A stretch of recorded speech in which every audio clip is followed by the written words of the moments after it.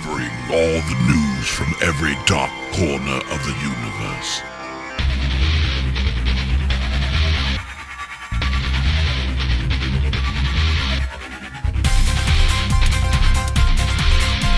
SliceofSciFi.com.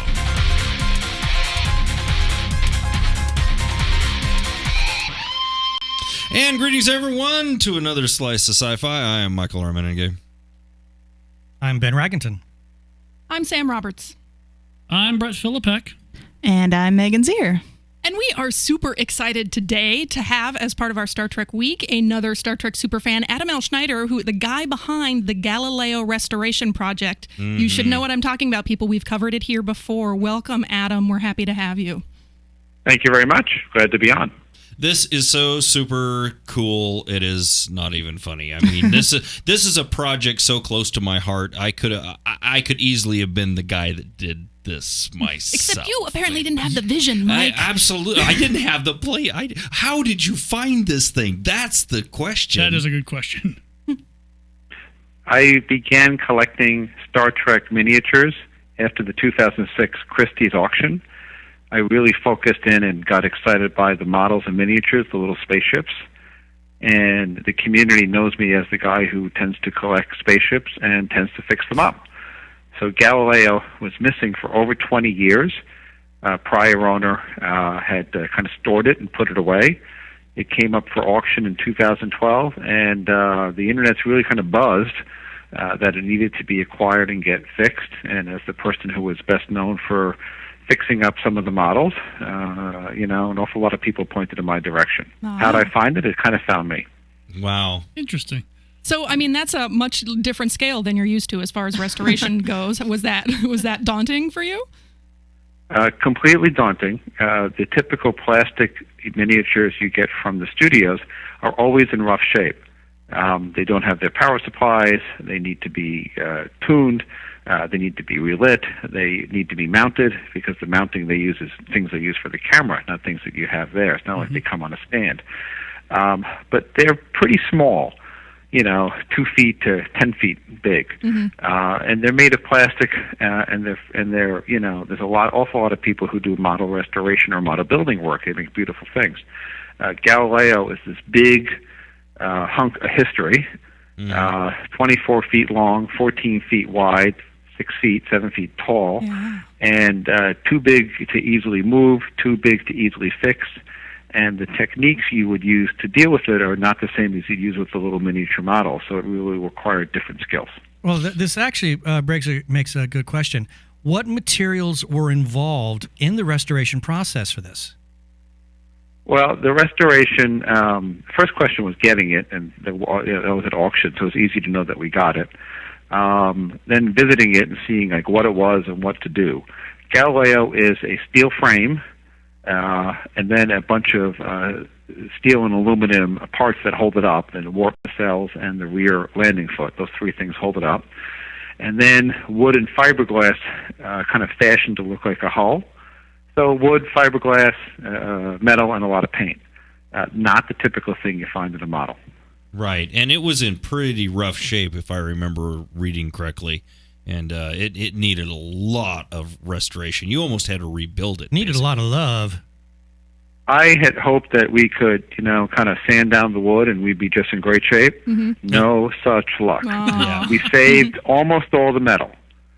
Vast majority of the metal, absolutely all the structural metal, including the famous landing foot in the rear, which we learned has a serial number and is part of a Beech aircraft front. Oh, cool. Really? But we could not save the wood. We physically saved it, but it could not be reused, and we basically had to take it apart, see how it was built, and rebuild it as it had been made. Wow. Reverse engineering. Yeah. So when you discovered the amount of labor and the amount of expense and work that it was going to require to do this, did it give you a pause? Did you have second thoughts about it? I think we were naively optimistic about the amount of work, and I'm someone who does projects for a living, so I thought that if you find the right people, you'll get the best quality at a price that can be dealt with. I really thought that this prop was so important to the history of science fiction, to the history of Star Trek, that it could not stand a half-hearted restoration. I have no skills whatsoever for any of these things. So, I was not going to get a screwdriver and start taking things apart. It really needed professionals and professional capabilities, and that's what we look for. So you had to find people to help you with this restoration, obviously. So, I mean, you just put an ad out in the newspaper calling any Star Trek fans? I mean, how did you find these people? How did they find you? Well, a lot of Star Trek fans volunteered, and I really want to emphasize that. And in fact, some really, really helped, and I want to emphasize that. When I first saw the piece with my friend Alec Peters, who's also in the prop business, we really came down to a couple choices. The model guys, on average, did not have a shop big enough to hold a 24-foot bus. Right. We thought then maybe it's the auto guys because it was built by an auto customizer, Gene Winfield. We spoke to Gene, met with Gene on multiple occasions. He's still alive. He's 86 years old. He's out in Mojave, California. And he would probably be willing to go do this, but I live nowhere near Mojave, California. I really wanted it much, much closer if possible. He recommended boat people and cabinet people. We found some custom cabinet types, but they really couldn't deal with the metalwork. And then we found a very small handful of folks who could really rebuild boats, and one near us in New Jersey, master craftsmen, old European types who truly could take a 60-foot boat, strip it down, rebuild it, put it back together again. And from that vantage point, Galileo is pretty simple. So we took it over there since it was, 10, 20 minutes from my home. Oh, wow. That's convenient. So so some of these craftsmen you got to work on it, were they not Star Trek fans? Did they not quite understand? Well, the organization is known as Master Shipwrights, just to give them proper credit, in Atlantic Highlands, New Jersey. The owner is Hans Mikaitis. He is not as old as Gene Winfield, but he's pushing that age. He's been building boats for 55 years. Wow. And I think it's pretty clear he had no idea what Star Trek was, or what he was getting into, or the reaction that would occur when this prop and its restoration became public. Wow. Yeah, I bet. I'm sure that it was probably just amazing and overwhelming, and I am so jealous just the fact that you could actually walk out there and sit in this thing. It's just gotta be cool. But it does kind of beg the question. You now have a 24-foot long, 12-foot wide, 7-foot tall Shuttlecraft thing that you have to deal with. How do you get it from point A to point B? I mean, that's a lot of logistics when just in moving that thing. How's that work? Well, the plan for Galileo, I'll get to logistics in a second. But as someone who has models and has them in my home, there was never a chance this would fit in the home. Never happening. Can't just set it in the garage. Plan put it next to the car. Yeah, maybe hang above. The original plan was very, very simple. I'm in the community. I'm active in the community. I appreciate the genre. I'm willing to put kind of my resources where my mouth is. We're going to buy this thing, we're going to fix this thing, we're going to donate this thing so it is visible and available to the fans. Period, paragraph, the end. It's not sitting in a garage. So to move it, it does disassemble essentially into three pieces, the two nacelles and the main body, and it is shippable by truck. And we found a place in Ohio where we first saw it that could pack it and ship it, so to speak. And I didn't really need it packed and shipped till we had a destination. Once we figured out where it was getting repaired, we shipped it there and repaired it on site. So donated, because the Star Trek nerd in me wants to know, donated to who and where can I go see it? Because I want to see it. You can see it now. We completed the restoration in mid-June. We had a launch in Atlantic Highlands, New Jersey on June 22nd of this year. It was donated and is now at Space Center Houston, which is the visitor center for NASA in Houston. Yes, Wow. We donated Galileo, a spaceship, to NASA. That's awesome. That's awesome. And they had a big welcome home party on July 31st. And Space Center Houston, if you're not from Houston, you're kind of wondering what this thing is. Houston is the place where NASA lives. It is where the astronauts are. It is where the engineers are. It is where they assemble the various vehicles that eventually go up into space and the various test equipment. Space Center is their nonprofit next door visitor center. they see on the order of 750,000 visitors a year. We had 5,000 people or so at the launch of Galileo.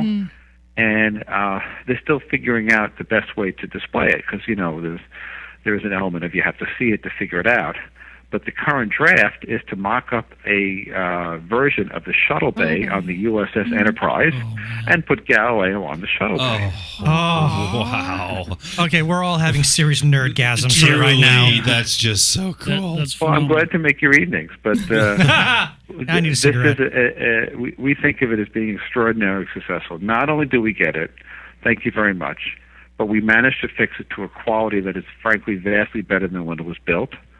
Because it's at both standard of quality. Fabulous wood, fabulous shine, fabulous strength. You could stand on it, you could jump on it, you could actually leave it outdoors. And could we fly it managed in to donate it space. to one of the exactly, and we managed to donate it to one of the best places on planet Earth.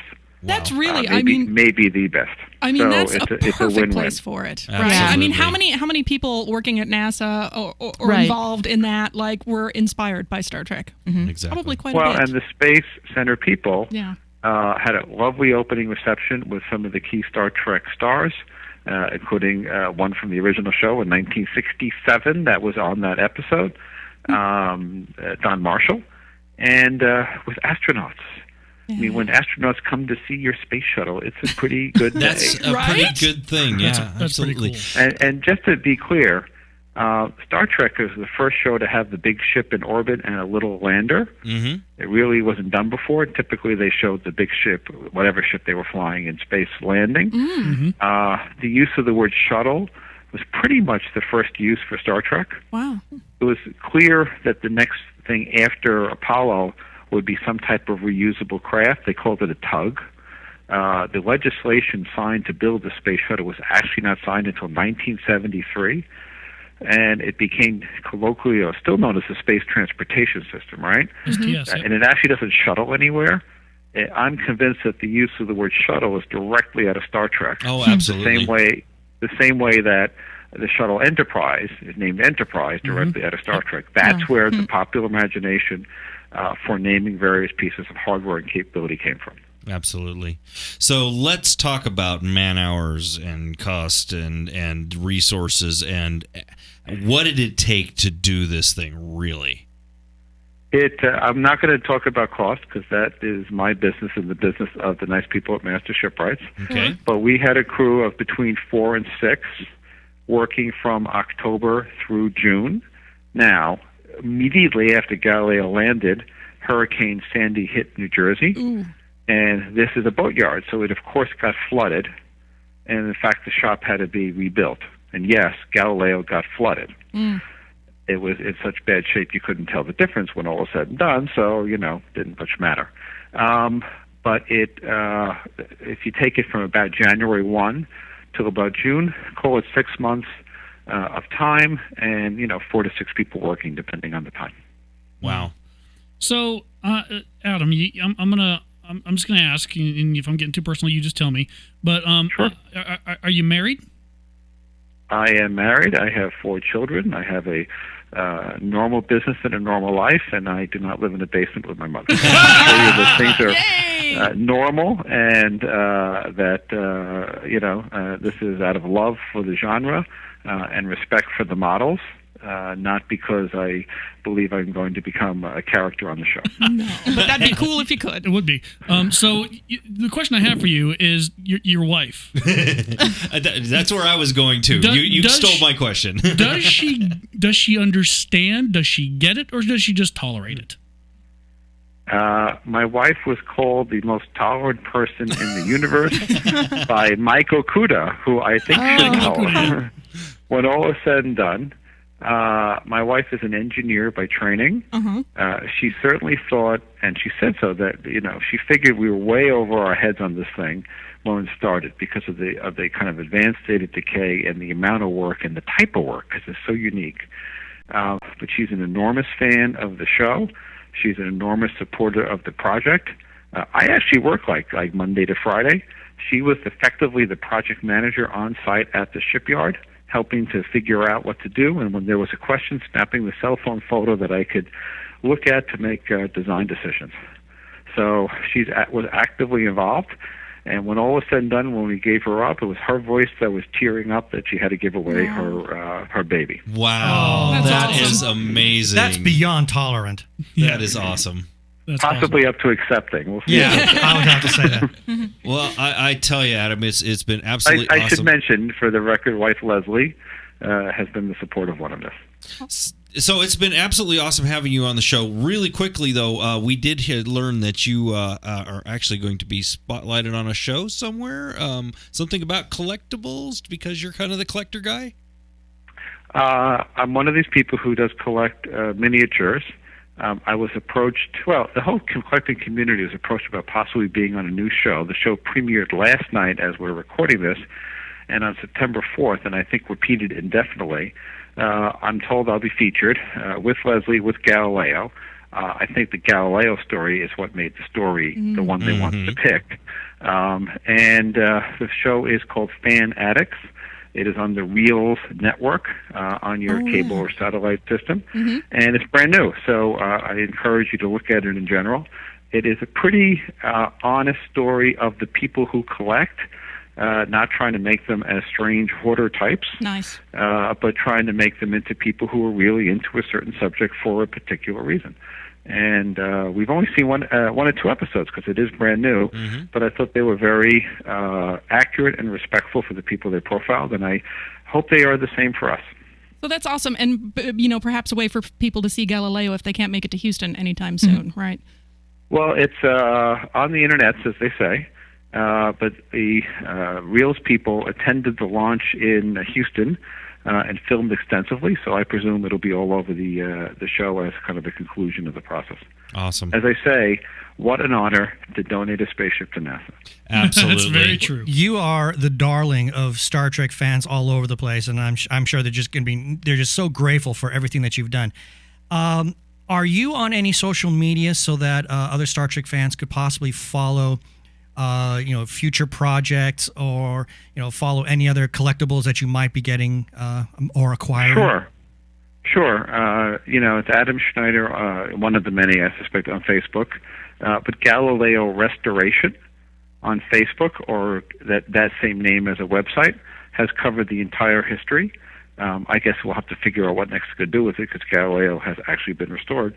But fans could get the complete history, thousands of photos, and all kinds of detailed information from that. We are thinking of putting it into a picture book of some type, simply because the story is, rescuing a 50-year-old prop that had been thought disappeared is a really pretty good Star Trek type of story, and kind of worthy of some, memorializing this, a little bit more permanent than a website. Yeah, that's very cool. Well, I tell you what, it's been just awesome having you on the show. Thank you so much. Pleasure. Thank you very much for having myself on and letting us talk about the story. Not a problem. And we will be following this, and of course we will have links to all this on our website as well. And our Star Trek thing continues on even more. Check with us tomorrow, and we'll continue on with the next part of the Star Trek week.